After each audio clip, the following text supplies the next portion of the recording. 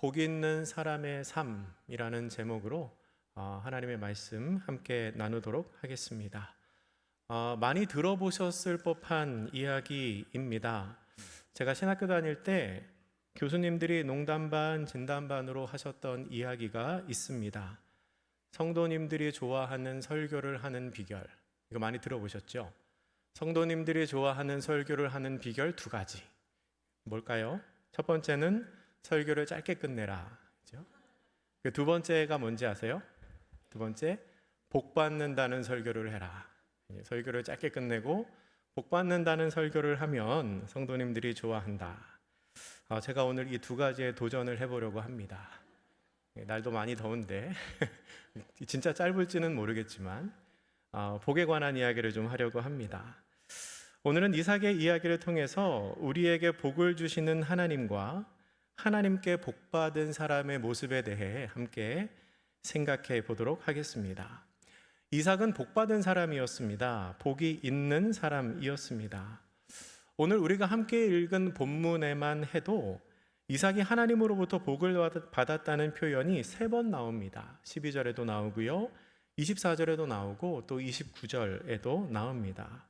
그러면 그렇게 하나님께 복을 받은 이삭의 삶의 모습이 어땠을까요? 만사형통하고 무병장수하고 아무 걱정이 없는 탄탄대로였을까요? 하나씩 따져보면 꼭 그렇지는 않습니다. 그럼에도 이삭은 분명히 하나님으로부터 복을 받은 사람입니다. 그리고 그가 받은 복은 우리가 일반적으로 생각하는 복을 받을 만한 상황에서 받은 복이 아니라는 것을 우리가 말씀을 통해 알 수 있습니다. 먼저 하나님께서는 약속의 땅이 아닌 곳에서도 복을 주십니다. 오늘 본문인 창세기 26장의 제일 처음 부분을 보면, 저희가 처음부터 읽진 않았죠? 처음 부분을 보면 이삭이 머물던 곳에 기근이 생깁니다. 그래서 이삭이 그 기근을 피하여 애굽으로 이주를 하려고 합니다. 그런데 하나님이 막으시지요. 그러니까 이삭이 기근을 피하여 애굽으로 가던 중에 그랄 땅에 도착했을 때 하나님께서 이삭에게 나타나셔서 내가 내게 지시하는 땅에 거주하라. 이 땅에 거류하면 내가 너와 함께 있어 너에게 복을 주리라 라고 말씀을 하십니다. 그리고 그 말씀대로 하나님께서는 오늘 본문 12절 이하에서 이삭에게 큰 복을 주십니다. 12절과 13절은 이렇게 기록합니다. 이삭이 그 땅에서 농사하여 그 해에 100배나 얻었고 여호와께서 복을 주심으로 그 사람이 창대하고 왕성하여 마침내 거부가 되어. 아멘. 이삭은 그 땅에서 복을 받았습니다.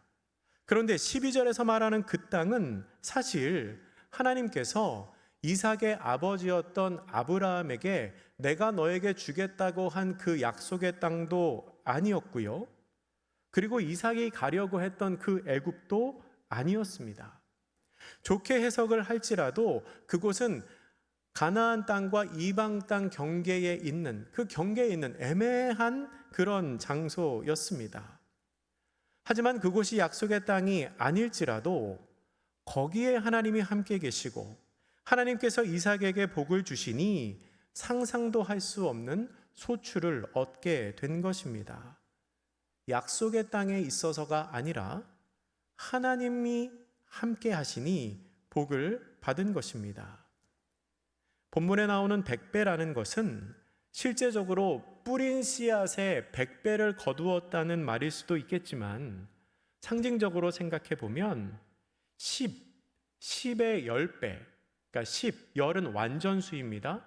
완전수의 완전한 배수, 10의 10배에 해당하는, 그러니까 완전하고 풍족한 소출을 거두었다는 의미로 생각해 볼 수도 있습니다. 그러니까 이삭의 가문에 속한 모든 사람들이 풍성히 먹고 마시고 누리고도 남는 그런 풍성한 소출을 얻게 되었다는 겁니다. 그리고 이삭은 그곳에서 마침내 큰 부자가 되었습니다. 분명히 기근을 피하여 가던 길인데 다른 사람들은 먹을 것이 없어서 힘들어하고 있을 그때에 큰 부자가 되었다는 것이지요. 사랑하는 성도 여러분, 기억하시기 바랍니다. 우리는 특정한 장소에 있어야만 복을 받는 것이 아닙니다. 우리에게 복이 주어지는 것이 특정한 장소에 있기 때문에 그런 것이 아니라는 겁니다. 우리는 이삭이 애굽으로 가려고 생각을 했던 것처럼 특정한 장소에 있어야 복을 받게 된다고 생각할 때가 많습니다. 특정한 대학에 가야 성공할 것 같고, 특정한 직장에 취업을 해야 내 삶이 안정될 것 같고, 특정한 지역에 있는 집에 살아야 내 삶이 평안할 것 같은 그런 생각을 할 때가 많이 있다는 겁니다. 하지만 그렇지 않습니다. 내가 어디에 있느냐보다 중요한 것은 그곳에 하나님이 함께 계시느냐입니다. 이삭이 가려고 했던 곳은 애굽이었고요.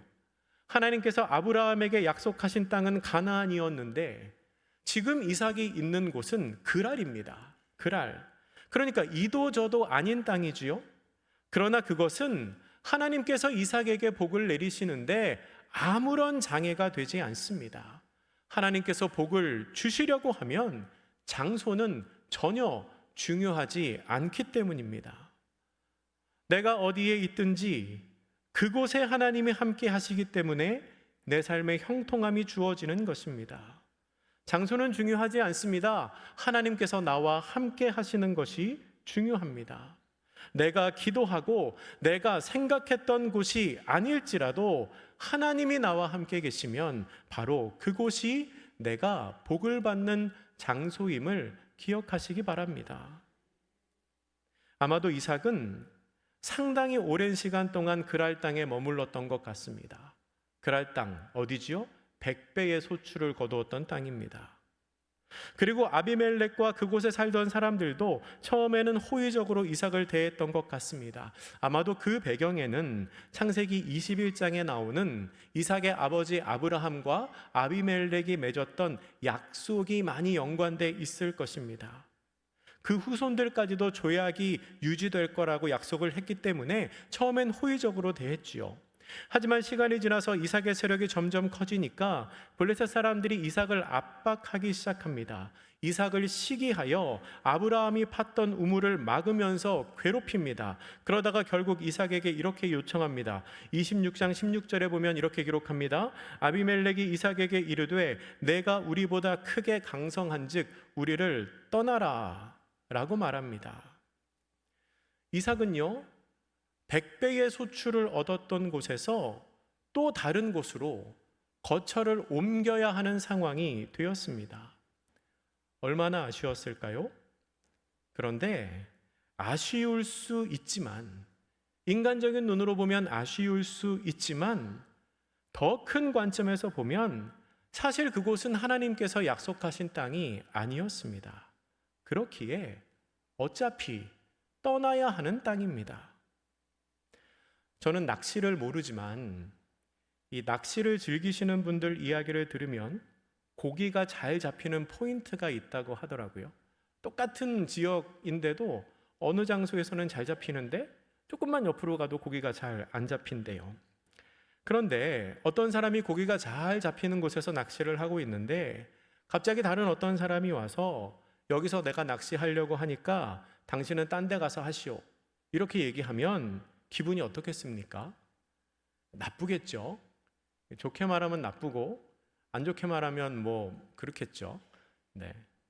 근데 가만히 생각해 보면 사실 그곳은 내가 계속 머물 곳이 아닙니다. 천년만년 거기서 낚시만 할 건 아니잖아요.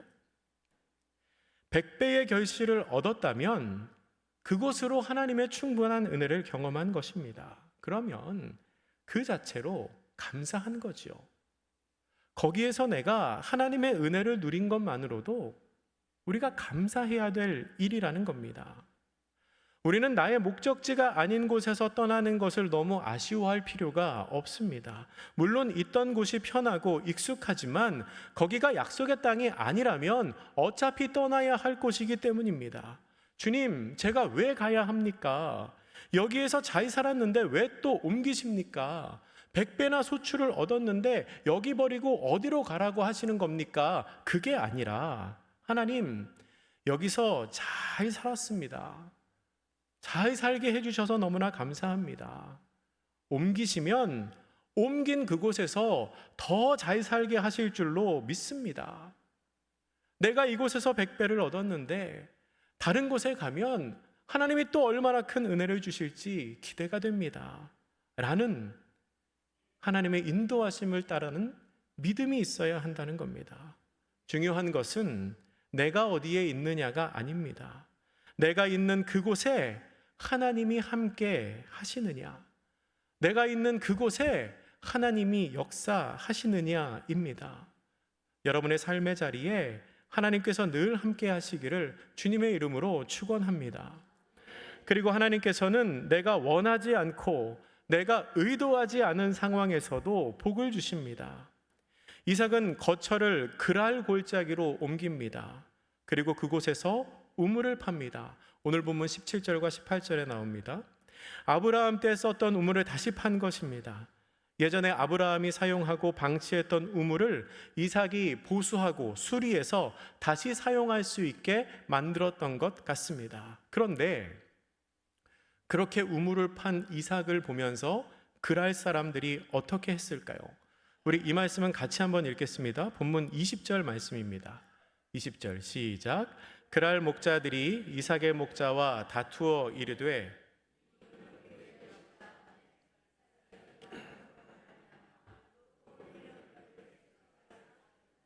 아멘. 그랄 사람들이요, 이삭이 우물을 파서 물을 쓰는 걸 보니까 억지를 부립니다. 억지를 부리면서 그 우물을 빼앗아 갑니다. 본문에 나오는 에색은 다투다라는 뜻입니다. 그 후에 다른 우물을 또 팠는데요, 또 다투었습니다. 두 번째 우물은 이름을 신나라고 했습니다. 원래 발음은 시트나인데요, 비방하다, 증오하다라는 뜻입니다. 사탄이라는 말에서 파생된 단어입니다. 그 다음에 또 옮겨서 다른 우물을 팠는데 그때에는 다투지 않았습니다. 그래서 이름을 르호봇이라고 했습니다. 르호봇은 원래 광장, 거리를 뜻하는 말입니다. 아마도 이삭이 넓은 곳에 자리를 잡았던 것 같습니다. 그런데 이 르호봇이라는 이름에 하나님을 향한 이삭의 간구가 들어 있습니다. 22절에서 이삭이 이렇게 말합니다. 이삭이 거기서 옮겨 다른 우물을 팠더니 그들이 다투지 아니하였으므로 그 이름을 르호봇이라 하여 이르되 이제는 여호와께서 우리를 위하여 넓게 하셨으니 이 땅에서 우리가 번성하리로다 하였더라. 아멘. 다툼 때문에 옮겨가기는 했지만 그것도 하나님의 계획 안에서, 그러니까 하나님께서 우리를 위하여 거처를 옮기시고 결국 이 넓은 곳으로 옮기셔서 이제 우리가 여기에서 잘 자리 잡으면 좋겠습니다 라고 이삭이 하나님께 간구하며 그 이름을 정한 것입니다. 우리가 기억할 것은 이삭이 원하지도 않았고 이삭이 의도하지도 않았던 이동이었지만 에색과 신나가 없었으면 이 르호봇도 없었다는 것입니다. 그렇게 옮기시는 것 또한 하나님께서 이삭에게 복을 주시는 과정이었습니다. 이삭의 비할 바는 못 되지만 저도 지금까지 사역을 하면서 하나님의 인도하심을 따라 몇 번 거처를 옮겼습니다. 신학교를 마친 후에 아무런 연고가 없는 전주에 가서 전임 사역을 시작했습니다. 전주에서 6년 동안 사역을 한 후에는 또 아무런 연고가 없는 대전에 가서 8년 동안 사역을 했습니다. 모든 순간에 은혜를 누리면서 사역을 했지만 제가 지나고 나서 생각해 보니, 지금 와서 생각해 보니 만약에 제가 전주에 안 갔으면 대전에 안 갔을 것 같고요, 대전에 안 갔으면 우리 한영교회에 못 왔겠다라는 생각을 하게 됐습니다.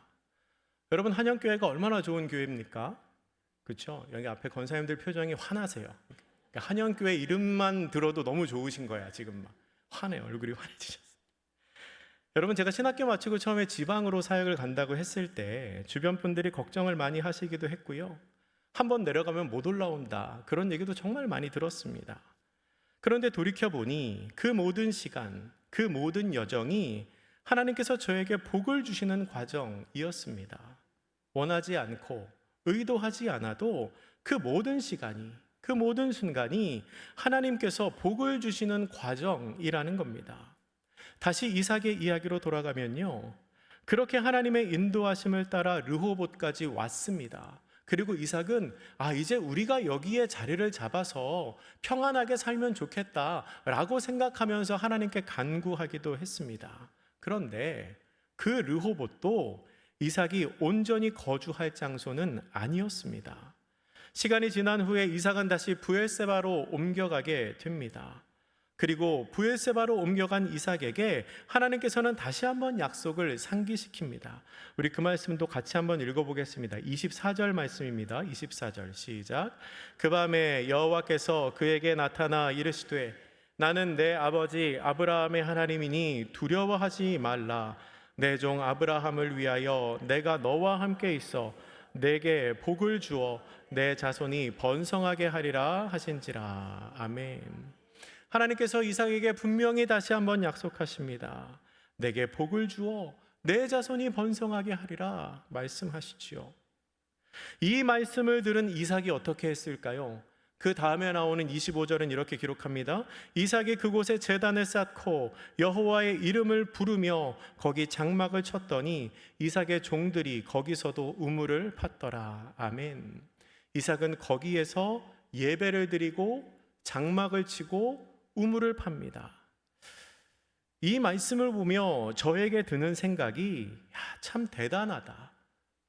이동하게 하시는 하나님도 대단하시고 가는 곳마다 한결같은 이삭도 참 대단하다라는 생각이 들었습니다. 하나님으로서는 그 모든 것이, 그 모든 과정이 이삭에게 복을 주기 위한 과정이었습니다. 그리고 이삭은요, 그 과정을 거치면서, 그러니까 거처를 계속 옮겨 다니는 그 과정을 지나가면서 늘 신실한 모습을 유지합니다. 여러분, 우리가 이런 모습을 좀 닮아야 합니다. 이삭은 그랄에서도 그렇고 에색, 신나, 르호봇을 팔 때에도, 그리고 브엘세바에 가서도 한결같습니다. 하나님을 원망하지 않습니다. 가는 곳마다 제단을 쌓고 예배를 드립니다. 가는 곳마다 우물을 팝니다. 무슨 뜻입니까? 자기가 해야 할 일을 하는 거죠. 모든 상황에서 어떤 여건이 주어지든 하나님 원망하지 않고 예배드리고 자기가 해야 할 일을 하는 신실함이 이삭에게 있었다는 겁니다. 제가 여러 교회를 다니면서 가끔 보면 이 거처가 옮겨지고 교회를 옮기면 정체를 숨기시는 분들이 있습니다. 근데 정체를 숨기시는데 이 신앙생활도 같이 숨기세요. 그래서 교회를 오기는 하는데 내가 다시는 열심히 신앙생활을 하지 않겠다고 다짐을 하고 오시는 분들도 봤습니다. 물론 이유가 있으시겠지요. 각자의 사정이 있으시겠지요. 그런데 아쉽습니다. 그런 모습을 보면 참 아쉬워요. 여러분, 이삭은 어디에 있든지 한결같고 신실했습니다. 원하지 않고 의도하지 않은 상황이었지만 그 모든 과정을 하나님께서 인도하신다는 믿음이 있었기에 원망하지 않고 예배드리고 자신이 해야 할 일을 감당하는 신실한 모습을 보였다는 겁니다. 우리도 그렇게 되면 참 좋겠습니다.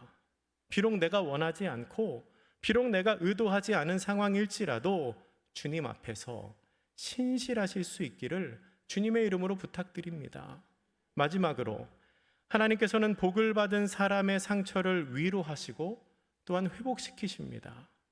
시간이 좀 지난 후에 아비멜렉이 이삭을 찾아옵니다. 그리고 계약을 맺자고 합니다. 이것은 이삭의 아버지 아브라함과 아비멜렉이 계약을 맺은 것과 상당히 비슷한 상황이었습니다. 아브라함이 그랬던 것처럼 이삭도 하나님의 복을 받은 사람이라는 것을 아비멜렉이 알게 되니까 군대 장관과 함께 와서 정식으로 평화의 약속을 맺자고 이야기를 하는 것입니다. 그렇게 찾아온 아비멜렉을 맞이하는 이삭의 마음은 썩 유쾌하지는 않았습니다. 본문 27절에 보면 그 마음이 드러납니다. 왜 안 그렇겠습니까?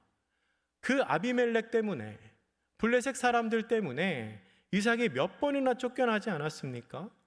이삭으로서는 당연히 마음이 안 좋을 수밖에 없습니다. 당연히 퉁명스러울 수밖에 없지요. 그런데 아비멜렉에게는 이삭과 꼭 약속을 맺어야 하는 이유가 있었습니다. 우리 본문의 28절과 29절 말씀 같이 한번 읽어보겠습니다. 28, 29절입니다. 시작. 그들이 이르되 여호와께서 너와 함께 계심을 우리가 분명히 보았으므로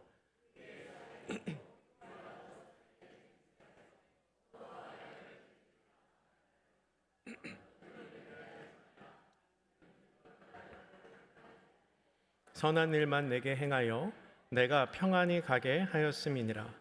이제 너는 여호와께 복을 받은 자니라. 아멘. 아비멜렉이 왜 이삭과 약속을 맺으려고 했나요? 왜 약속을 맺으려고 했냐면 하나님께서 이삭과 함께 계셨고 이삭은 하나님에게 복을 받은 사람이라는 것을 알게 되었기 때문입니다. 아비멜렉이 그걸 알았습니다. 내가 더 힘이 세고 내가 더 우위에 있는 줄 알았는데 알고 보니까 아닌 겁니다.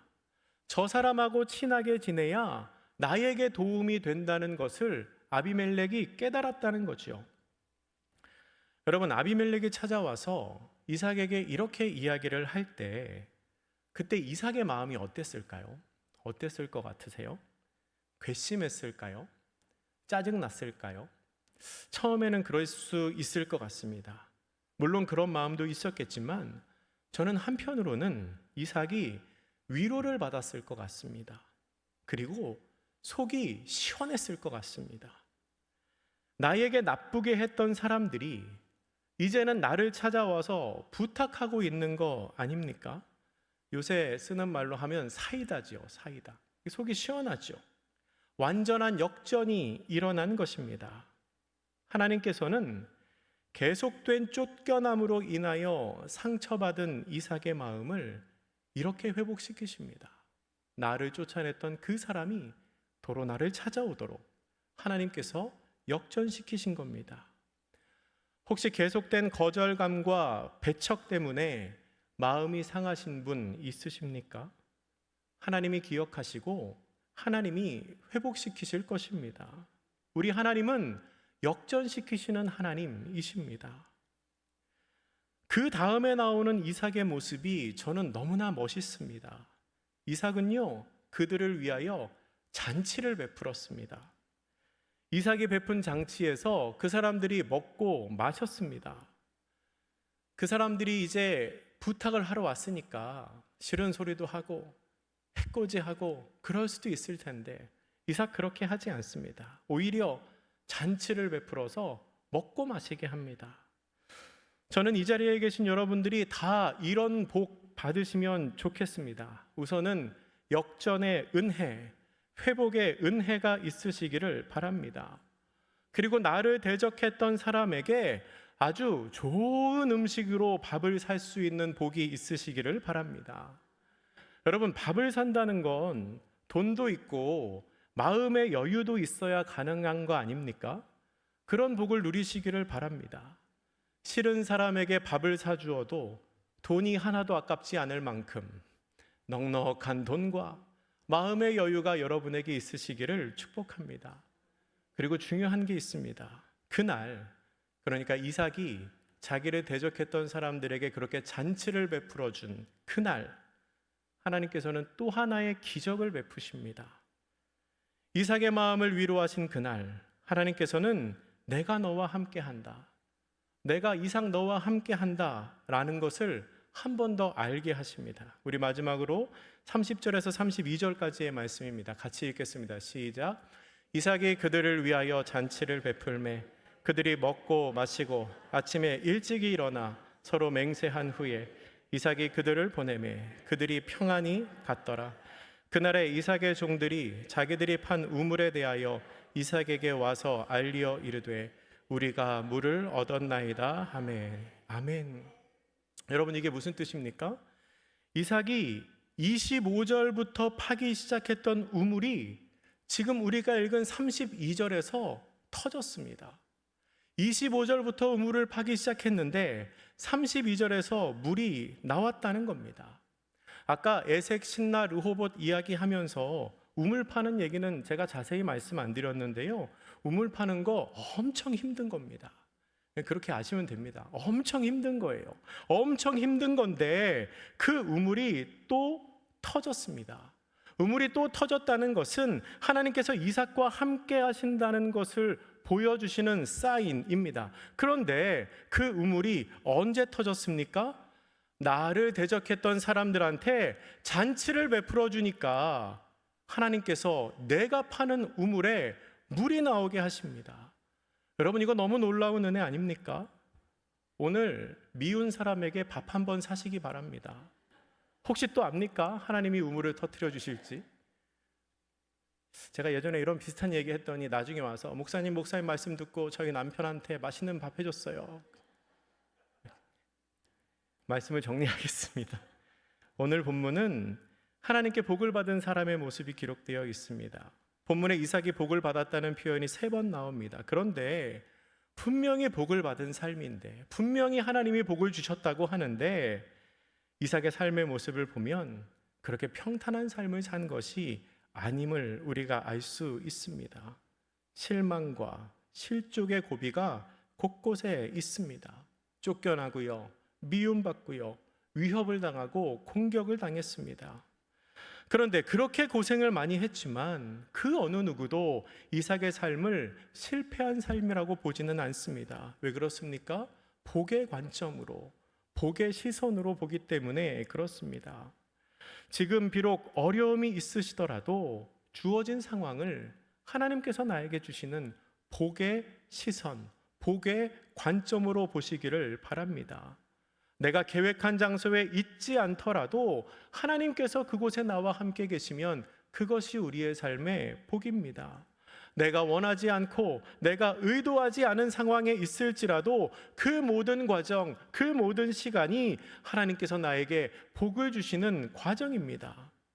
때가 되면 하나님께서 그 상한 마음을 위로하고 만져주실 것입니다. 우리가 해야 할 일은 그 어떤 상황에도 변하지 않는 모습, 변하지 않는 마음으로 하나님을 신뢰하고 신실하게 나의 하나님을 섬기는 것입니다. 그렇게 늘 우리 주님과 동행하며 하나님이 주시는 복을 누리시는 복된 성도님들 되시기를 주님의 이름으로 축복합니다. 기도하겠습니다. 사랑의 하나님, 창세기 26장 말씀을 통하여 하나님께 복받은 사람 이삭의 모습을 함께 나누게 하시니 감사합니다. 주님께서 이삭에게 복을 주셨던 것처럼 저희들에게도 하나님의 복을 허락하여 주시옵소서. 힘들고 어렵고 괴롭고 가난하고 연약하고 지혜와 용기도 부족하지만 주님께서 붙드시면 그 모든 상황을 바꾸어 역사하실 줄 믿사오니 저희들의 삶에 주님께서 동행하시는 복을 허락하여 주시옵소서. 감사드리며 예수님의 이름으로 기도드립니다. 아멘. 찬송가 403